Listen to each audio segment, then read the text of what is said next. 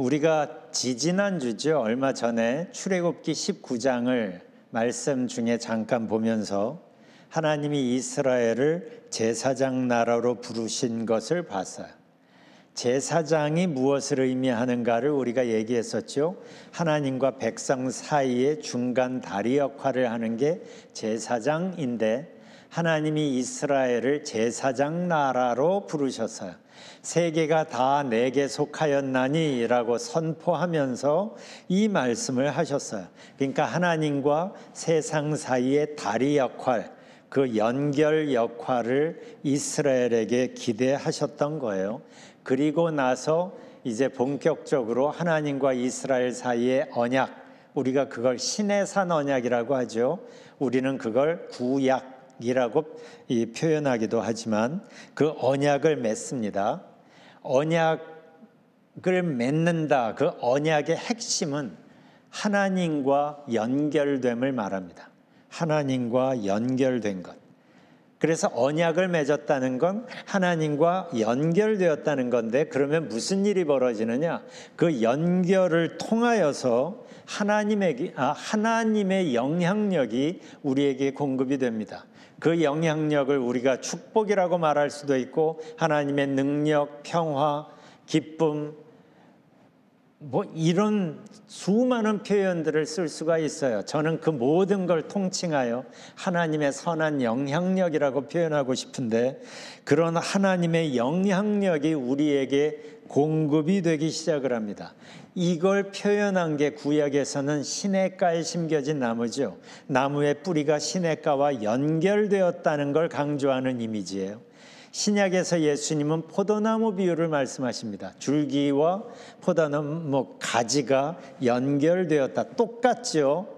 두 가지 서로 다른 이미지인데 핵심은 똑같아요. 연결되었다 하는 거예요. 그렇게 연결됨을 통하여서 공급되는 하나님의 선한 영향력을 구약에서는 복이라고 표현하고 있고, 신약에서 예수님은 영생 혹은 생명이라고 표현하고 있어요. 하나님에게서 공급되는 그 무엇이 우리를 복되게 하고 살아나게 하고 생기 있게 만들기 때문이죠. 그러니까 하나님의 복은 어떤 것이 아니라 계속적으로 연결되는 하나님의 생명력을 말합니다. 그런데 안타깝게도 이스라엘이 하나님과 언약을 맺고 나서 광야를 거쳐서 가나안에 정착을 하죠. 그 다음의 이야기가 무척 안타깝죠. 가나안에 들어가 살만해지니까 여러 유혹을 받으면서 흔들리고 그러면서 하나님에게서 멀어지는 스토리가 구약에서 계속 이어지고 있습니다. 하나님이 그들을 부르시고 달래시고 때로는 책망하시기도 하고 또 부르시고 기다리시고 하는 내용들이 구약의 대부분입니다. 오늘은 구약에서 구약의 몇 부분을 보면서 하나님의 마음을 살펴보려고 합니다. 성경이 이야기하는 초점이 하나님의 마음이기 때문이에요. 하나님이 우리를 어떻게 생각하시는가, 이게 왜 중요하냐면 바로 그분이 우리 하나님이니까, 그분이 우리 하늘 아버지이기 때문에 그렇습니다. 우리가 신약 백성인데도, 예수님을 믿음으로 하나님과 연결된 백성인데도 우리가 구약을 읽는 이유는 구약에 여전히 하나님의 마음이, 우리를 향한 하나님의 마음이 담겨 있기 때문에 그렇습니다. 레위기 11장, 레위기는 특히 하나님의 율법을 설명하는 책이잖아요. 그런데 거기서 하나님께서 율법을 설명하시다가 이런 말씀을 하세요. 나는 너희의 하나님이 되려고 너희를 애굽 땅에서 인도하여 낸 여호와라. 나는 너희의 하나님이 되려고 너희를 애굽 땅에서 인도하여 낸 여호와라. 이스라엘 입장에서는 이집트에서 나오는 것만 신경을 썼는데 하나님께는 그거보다 더 중요한 게 사실 있었던 거예요. 그게 뭔지를 말씀하시는 거예요. 나는 너희의 하나님이 되려고. 하나님께는 이게 사실 출애굽 사건보다 더 소중하고 귀하고 중요한 것이었던 거예요. 이스라엘과의 관계를 형성하는 것. 나는 너희의 하나님이 되려고 라고 당신의 의도를 말씀하고 계셨어요. 그런데 안타깝게도 이스라엘은 하나님의 이런 마음을 너무나 몰랐던 거죠. 그동안 광야를 지나면서 문제가 있을 때마다 하나님을 찾았고 하나님의 은혜 안에서 도움 안에서 문제들을 해결해 가면서 그러면서 점차 그들이 하나님을 믿는 것 같았는데, 그런데 막상 가나안 땅에 정착하고 좀 살만해지니까 그들의 마음이 유혹 앞에서 흔들리기 시작했어요. 우리도 하나님을 믿는데 우리도 이 세상 속에서 수많은 유혹들을 만나잖아요. 이스라엘은 무슨 유혹 앞에서 어떻게 흔들렸는가를 우리가 살펴볼 필요가 있습니다. 우리도 그렇게 크게 다르지 않은 상황을 살고 있기 때문이죠. 첫 번째, 두 가지를 얘기하려고 하는데, 첫 번째는 이스라엘에게 하나님은 만군의 여호와였어요. 구약에서 가장 많이 표현되는 만군의 여호와, 만군의 여호와, 이 표현처럼 그동안 이스라엘이 경험해 온 하나님은 전쟁 잘하는 신이었어요. 그런데 그동안은 그래서 수많은 전쟁에서 하나님의 도우심으로 이겨서 좋았는데, 이제는 가나안에 정착하고 나니까 전쟁 잘하는 신보다 농사를 돕는 신, 풍년을 가져다 주는 신이 더 필요했던 거예요. 그런데 알고 보니 가나안 원주민들이 믿는 바알이라는 신이 바로 그 농경신이었어요. 이스라엘 백성들은 양쪽을 다 놓치고 싶지 않았어요. 때를 따라 농경신의 도움이 필요할 때도 있고 또 전쟁 잘하시는 하나님의 도우심이 필요할 때도 있을 거잖아요. 그래서 그들은 하나님을 예배하면서 또한 바알도 찾았던 겁니다. 이게 그들 입장에선 지혜롭고 현실적인 처신 같았어요. 그런데 그건 전문 용어로 말하면 양다리 신앙인 거죠. 그게 문제였던 겁니다. 하나님은 이스라엘과 온 마음으로 이어진 사랑의 관계를 원하셨습니다. 그래서 혼인 서약처럼 언약을 맺으신 겁니다. 그래서 구약에서는 하나님이 이스라엘의 남편처럼 표현이 되는 경우들이 종종 있는 거예요. 이 언약이 하나님께는 혼인서약 같은 것이었기 때문이죠. 그런데 안타깝게도 이스라엘의 마음은 그게 아니었던 거예요. 도움이 필요할 때만 하나님을 찾았습니다. 일상을 하나님과 함께하는 것에는 관심이 없었어요. 그러니까 하나님과의 관계가 더 친밀한 관계로 이어지지 못했던 겁니다. 그래서 그들은 하나님을 믿기는 믿었지만 때가 되면 절기에 따라 성소에서 모여서 하나님을 경배하기는 했지만 하나님의 공급을 받으며 하나님과 함께 살아가는 삶에 대해서는 몰랐던 거예요. 미숙했던 거예요. 우리도 이 부분을 점검해 볼 필요가 있습니다. 나에게 하나님을 믿는다는 게 무엇을 의미하는지, 나의 일상을 하나님과 함께 할 마음은 있는지, 아니면 필요할 때만 하나님을 잠깐 찾고 도움을 받으면서 때에 따라 하나님을 적절히 이용하고 싶은 마음인지. 전에도 말씀드린 적이 있죠. 하나님을 약처럼 찾는 사람이 있고 밥처럼 찾는 사람이 있다고. 약처럼 찾는 사람은 뭘까요? 내가 아파야 하나님을 찾아요. 문제가 있어야 하나님을 찾아요. 생각해 보세요. 내가 하나님을 문제가 있을 때마다 찾는다면 하나님을 더 자주 찾게 하려면 하나님은 어떻게 하셔야 할까요? 그런데 내가 만일 하나님을 밥처럼 찾는다면 일상 속에서 하나님을 찾고 하나님으로 내 속을 채우고 나의 일상을 함께 살아간다면 나의 삶이 하나님의 공급을 그때그때 받으면서 어떻게 달라질까 한번 생각해 보세요. 그럼 이스라엘은 왜 양다리 신앙을 갖게 되었을까요? 하나님을 제대로 몰랐기 때문이에요. 하나님을 전쟁만 잘하는 신으로 생각했기 때문이에요. 농사를 포함하여 세상의 모든 것을 시작하셨고 지금도 주관하시는 창조주 하나님이심을 몰랐던 거예요. 이래서 하나님을 제대로 아는 게 참 중요합니다. 그러면 우리는 그 하나님을 어떻게 알고 있는가 한번 또 생각을 해보세요. 나는 하나님을 종교 영역 전문 신쯤으로 생각하지는 않나. 마음이 심란할 때 내 마음을 위로해 주시는 분 정도로 하나님을 생각하는 건 아닌가. 나에게 하나님은 어떤 분인가. 이스라엘이 바알에게 쉽게 마음이 흔들렸던 또 다른 이유가 있습니다. 모든 우상들이 그런 것처럼 바알도 나의 변화를 요구하지 않습니다. 무당이 구슬하는 건 화가 난 신을 달래기 위해서라죠.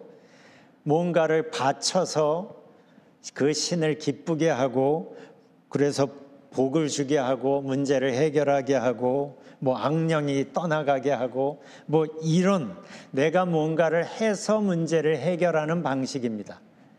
그런데 하나님은 우리의 존재를 바꾸려 하세요. 그냥 복만 주시면 좋을 텐데 문제만 그냥 해결해 주시면 참 좋을 텐데 굳이 우리를 복 있는 사람으로 만드시고 싶어 하세요. 우리의 관심은 그 무엇에 있는데 하나님의 관심은 나에게 있어요. 이게 우리 입장에서는 부담스러운 거죠. 우리는 내가 바뀌는 것보다 내가 뭔가를 하기만 하면, 뭔가를 바치기만 하면 내가 원하는 복이나 풍요를 약속하는 바알 신이 훨씬 더 쉽고 편합니다. 그래서 이스라엘도 바알에게 쉽게 마음을 빼앗겼던 거죠.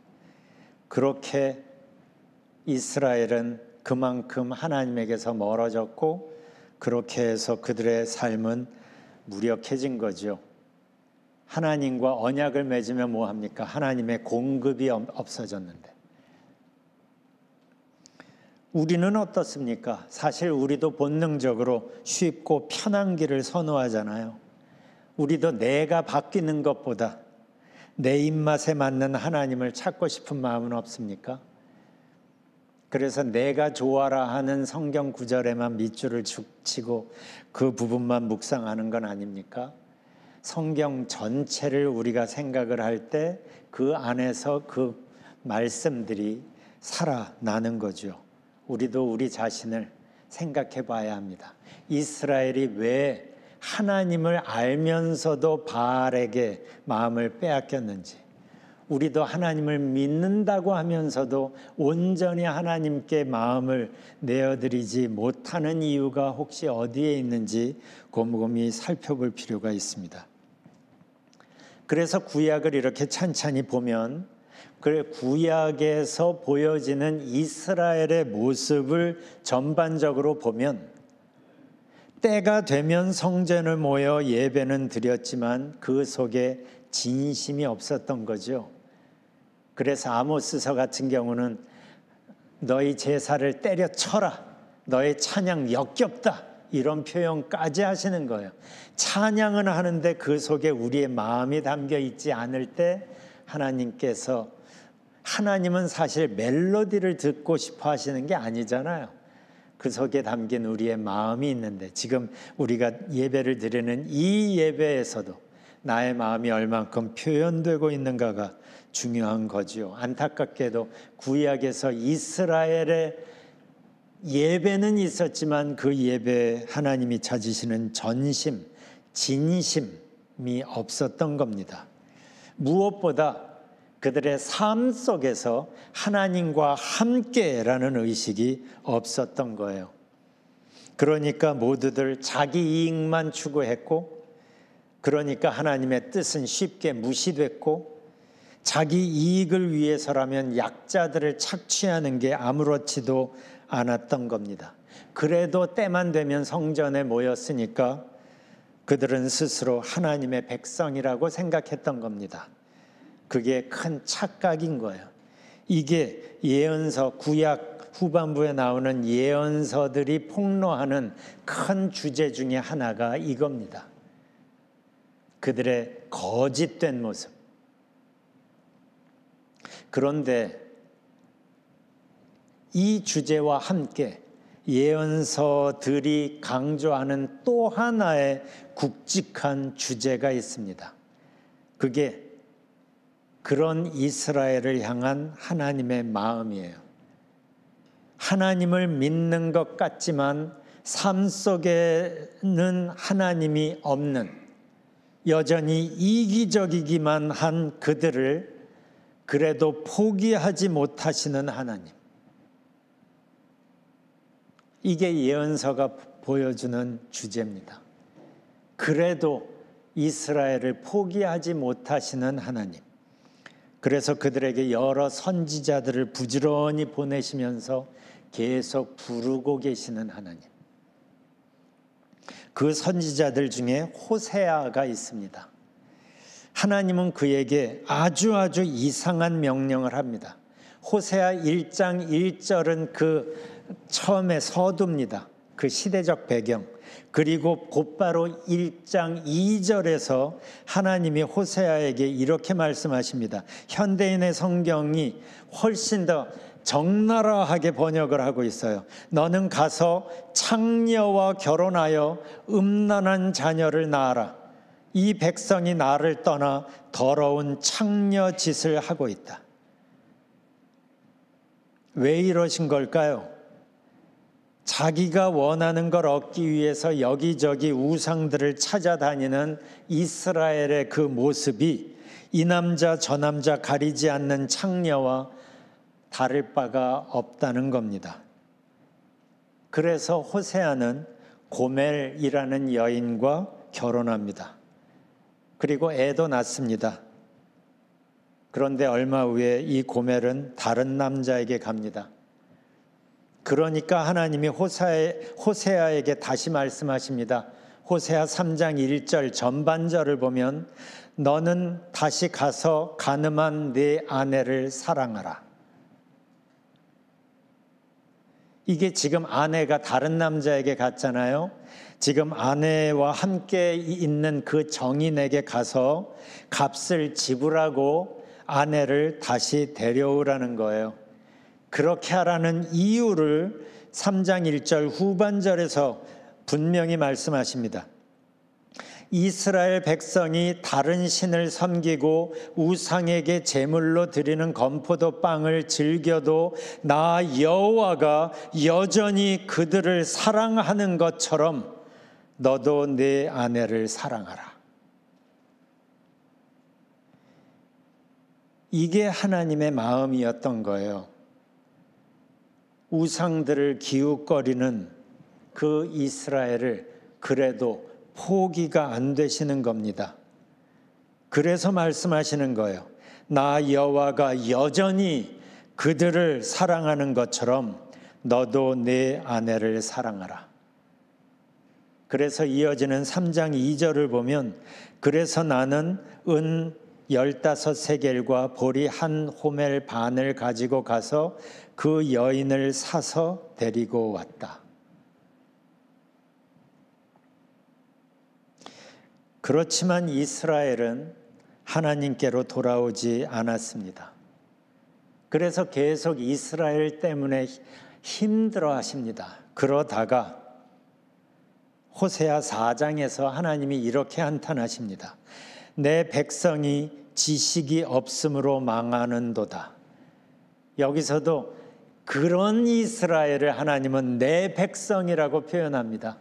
이스라엘은 언약에 불성실했지만 여전히 하나님은 언약을 소중히 여기신 거죠. 그래서 그들을 내 백성이라고 얘기합니다. 그러면서 내 백성이 지식이 없음으로 망하는도다. 망하는 이유를 분명히 하시죠. 내 백성이 지식이 없음으로, 하나님을 잘 몰라서 망하는도다. 그래서 하나님을 아는 게 중요합니다. 말씀을 깊이 있게 아는 게 그래서 중요한 거예요. 그 이어지는 결과가 아주 충격적입니다. 4장 6절 하반절이에요. 내가 지식을 버렸으니 나도 너를 버려 내 제사장이 되지 못하게 할 것이요. 저게 짤막한 것 같은데 저게 어마어마한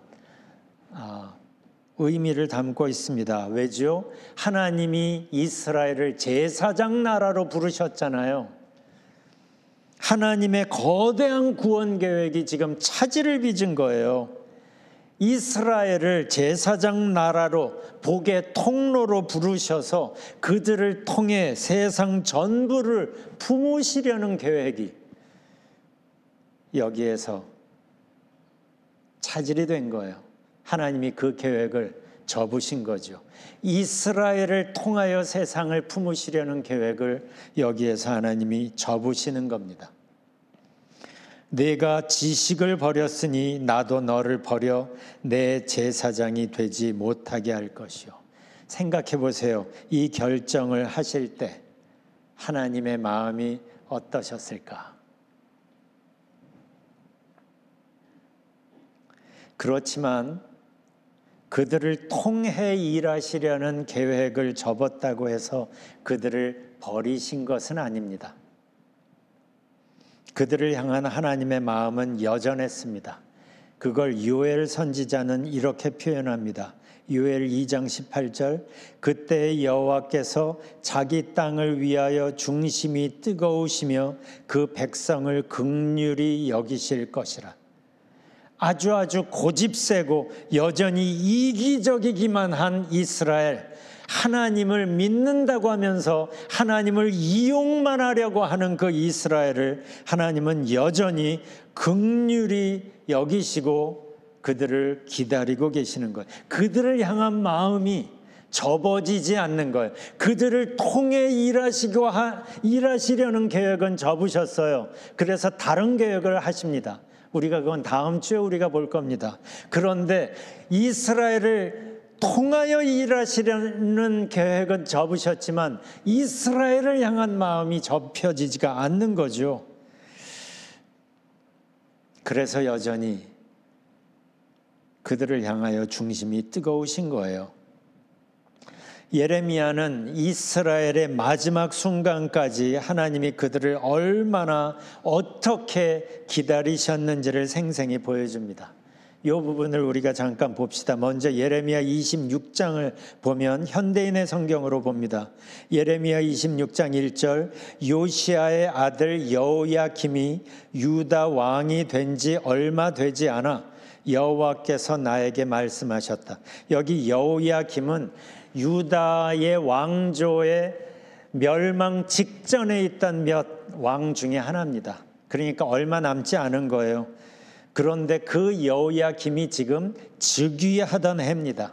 2절, 너는 성전 뜰에 서서, 여기가 지금 성전 뜰에 서서 유다의 여러 성에서 경배하러 오는 백성들에게, 모든 사람들에게 내가 명령한 모든 것을 한마디도 빼놓지 말고 그대로 선포하라. 지금 어디예요? 장소가 성전 뜰에서. 누구에게요? 예배하러 오는 사람들에게. 무엇을요? 하나님이 말씀하시는 심판을 선포하라는 거예요. 그렇게 하라 하신 이유가 3절에 있습니다. 3절, 어쩌면 그들이 듣고 악한 길에서 돌아설지도 모른다. 만일 그들이 그렇게 하면 내가 그들의 악한 행위에 대하여 재앙을 내리기로 한 나의 뜻을 돌이킬 것이다. 이 3절 중간 부분만 세번역으로 보면 이렇습니다. 혹시 그들이 그 말을, 심판의 말을 듣고서 각자 자기의 악한 길에서 돌아설 수도 있지 않겠느냐. 확실한 건 아니에요. 혹시 돌이킬지도 모르니까 심판을 선포하라는 거예요. 그래서 그들이 만약 혹시 돌이키면 작정하신 재앙을 하나님께서 거두시겠다고 하시는 거예요. 이게 하나님의 마음입니다. 이번에는 예레미야 36장으로 가보죠. 여기에서 똑같은 얘기를 다시 하십니다. 36장 1절 보면 요시야의 아들인 유다의 여호야김 왕 4년에, 그러니까 아까 말씀한 그 말씀 4년 후지요. 여호와께서 나에게 말씀하셨다. 2절 너는 두루마리를 가져다가 요시야가 왕이 되었을 때부터 지금까지 내가 이스라엘과 유다와 모든 나라에 대하여 너에게 말한 것을 다 기록하라. 이렇게 하라 하신 이유가 3절이에요. 유다 백성들이 내가 그들에게 내리기로 작정한 모든 재앙에 대하여 듣게 되면 아마 그들이 악한 길에서 돌아설 것이다. 그들이 만일 악한 길에서 돌아서기만 하면 내가 그들의 악과 죄를 용서하겠다. 이 3절 후반부를 다시 세번역으로 보면 이래요. 여기서 혹시라는 표현을 세번역은 쓰고 있어요. 혹시 저마다 자신의 악한 길에서 돌아선다면 나도 저들의 허물과 죄를 용서하여 주겠다. 이게 하나님의 마음인 겁니다. 하나님께서 이스라엘만 이뻐해서 이스라엘에게만 이런 돌이킬 기회를 주셨을까요? 그렇지 않습니다. 예레미야 18장 7절 8절에서 하나님이 이렇게 말씀하세요. 내가 어떤 민족이나 나라에 뿌리를 뽑아내거나 그들을 부수거나 멸망시키겠다고 말을 하였더라도 그 민족이 내가 경고한 죄악에서 돌이키기만 하면 나는 그들에게 내리려고 생각한 재앙을 거둔다. 이걸 보여주는 게 요나서잖아요. 아시리아 수도에게 가서 니느웨에 가서 심판을 선포하죠. 그때도 요나는 회개를 선포하지 않습니다. 심판을 선포해요. 그런데 그들이 회개를 하죠. 그러니까 하나님이 그들에게 내리려 한 재앙을 거두시는 거예요. 이게 하나님의 마음이기 때문이에요. 이게 하나님께서 예언자들을 통하여서 심판을 살벌한 표현을 써서 경고하시는 이유입니다. 심판을 하시려고가 아니라 그 경고가 두려워서라도 죄에서 돌이키라는 거죠. 그래서 살라는 거예요. 살리고 싶으시니까 하나님이 심판을 하시기 전에 먼저 경고하시는 겁니다. 이게 하나님의 마음이에요. 우리가 많이 좋아하는, 아까도 우리가 읽었던 스바냐 3장 17절도 하나님의 마음을 잘 보여줍니다. 너의 하나님 여호와가 너의 가운데 계시니 그는 구원을 베푸실 전능자이시라. 그가 너로 말미암아 기쁨을 이기지 못하시며 너를 잠잠히 사랑하시며 너로 말미암아 즐거이 부르며 기뻐하시리라 하리라. 스바냐는 예레미야와 거의 동시대 인물입니다. 겹치는 때가 많아요. 그러니까 남유다가 망하기 얼마 전이라는 거죠. 그 시대적 배경에서 하나님은 여전히 저 말씀을 하고 계시는 거예요. 먼저 눈에 띄는 표현이 있죠. 너의 하나님 여호와, 너의 하나님 여호와. 멸망이 지금 코앞까지 닥친 그 상황에서도 하나님은 너의 하나님 여호와라고 표현하십니다. 이 짤막한 말씀 속에는 세 가지 중요한 메시지가 담겨 있습니다. 첫 번째는 하나님은 이렇게 이기적이고 자기만 알고 고집센 우리들을 여전히 사랑하신다는 것. 그 마음을 포기할 수가 없다는 것. 두 번째, 그래서 우리를 위해 구원의 길을 준비하셨어요. 이때는 미래죠. 그래서 하나님을 구원을 베푸실 전능자라고 표현하십니다. 참 흥미롭죠. 이스라엘의 상황을 보면 심판을 피할 수 없어요. 그런데 하나님은 이미 여기에서 메시아 계획을 세우신 거예요. 구원 계획을 세우신 거예요. 그래서 구원이라는 필터를 통하여 심판받을 수밖에 없는 그들을 기쁘게 보시는 거예요. 그래서 구원을 베푸실 전능자라고 하나님을 표현하고 있어요. 셋째, 하나님이 준비하신 그 구원이 우리의 모든 죄를 다 덮고도 남아서 그 결과가 즐거움과 기쁨인 겁니다. 그래서 그가 너로 말미암아 기쁨을 이기지 못하시며 너를 잠잠히 사랑하시며 너로 말미암아 즐거이 부르며 기뻐하시리라 말씀하시는 거예요. 이스라엘이 이렇게 하나님께 기쁨이 되어서 지금 기뻐하시는 게 아니라 그들은 처절하게 심판의 위치에 있는데도 불구하고 하나님은 당신이 준비하신 구원의 계획을 통하여서 그들을 붙잡으시는 겁니다. 그리고 그 구원의 계획의 정점은 십자가죠. 당신의 아들을 십자가에 못 박으시는 그 계획을 하면서 이스라엘을 향하여 그리고 우리를 향하여 손을 내밀고 기뻐하시는 거예요. 이게 바로 지금 우리가 받고 있는 하나님의 사랑입니다. 하나님의 사랑은 신약에서부터 시작된 게 아닙니다. 구약에서 처절하게 절절히 하나님의 사랑은 여전히 흐르고 있는 거죠. 강력한 구원 의지로 죄의 사슬을 깨뜨리고 우리에게 찾아오신 하나님의 사랑이 이미 구약에서 이렇게 선포되고 있는 겁니다. 이 선포된 하나님의 말씀이 사실이 되어 우리에게 예수님께서 찾아오신 거죠. 예수님께서 우리 가운데 찾아오시면서 그렇게 시작된 신약 첫 장의 핵심 키워드가 뭐라고요? 임마누엘. 임마누엘. 우리와 함께 하시는 하나님을 선포하시는 거예요. 이게 하나님의 소원이거든요. 그래서 우리와 함께 하시고 우리의 일상을 함께 걸어가시기를 기뻐하시는 하나님. 하나님이 왜 이러실까요? 아까 언약이 연결됨이라고 했죠. 우리는 예수님을 믿음으로 하나님과 연결됐죠. 하나님과 연결되면 어떻게 된다고요?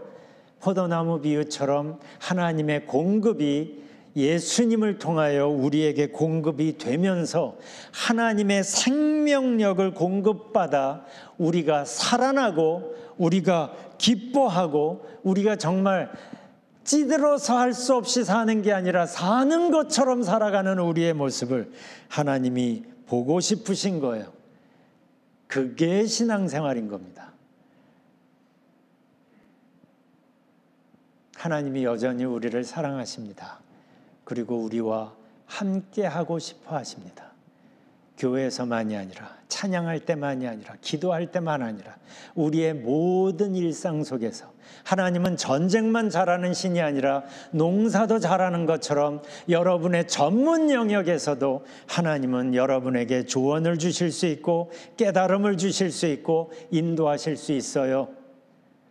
여러분의 일상 속에서 여러분의 생활 속에서 직장 속에서 하나님을 찾으십시오. 하나님의 공급을 받으십시오. 하나님과 더불어 살아가십시오. 진정한 의미의 신앙 생활을 오늘부터 시작하는 이 한 주간을 살아냈으면 좋겠습니다. 이 시간 그 마음으로 우리에게 팔을 벌리시는 탕자를 덥석 안으신 것처럼 우리를 향하여 팔을 벌리시는 그 하나님 앞에 우리가 이 시간 잠깐 나와 시간을 가져봤으면 좋겠어요.